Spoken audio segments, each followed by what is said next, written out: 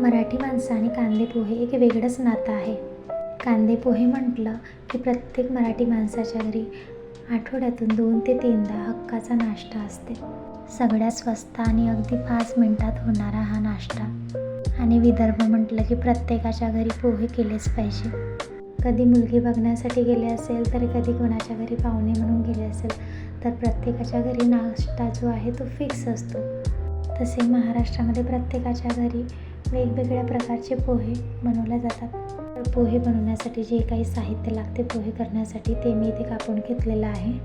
आणि मी इथे अर्धा पाव पोहे घेतलेले आहे, त्याला स्वच्छ धुवून घेतलेलं आहे. पोहे जे आहेत त्याच्यामधलं जे पाणी आहे ते पूर्णपणे काढून झाकून ठेवून द्या त्याला.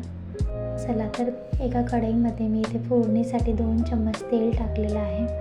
तेल गरम झाल्यानंतर त्यामध्ये मोहरी, थोडं जिरं टाकलेलं आहे.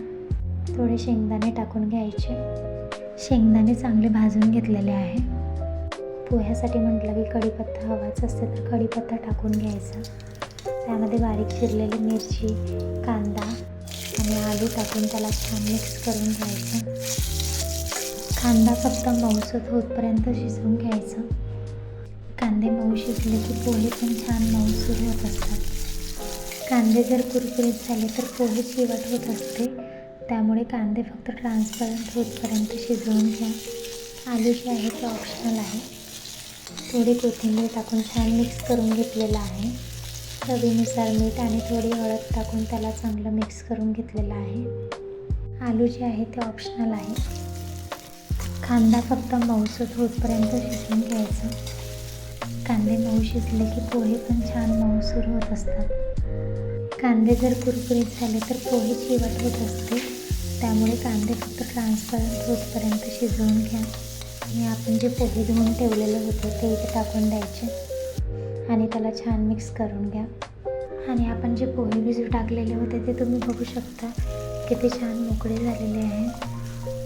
अगदी 2 मिनटं त्याला छान परतून घ्या. वरून साखर टाकून द्यायची. साखरेमुळे टेस्ट खूप छान येत असते.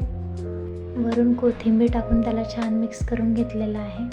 तर तुम्ही बघू शकता आपले कांदे पोहे तयार आहेत. अगदी नाश्ता सेंटरवरती जसे मऊ लुसलुसीत पोहे मिळत असते तसे. गरमागरम तुम्ही पोहे सर्व करू शकता. त्यावरती आवडीनुसार तुम्ही शेव, कांदे आणि लिंबू पिळून तुम्ही त्याचा स्वाद घेऊ शकता.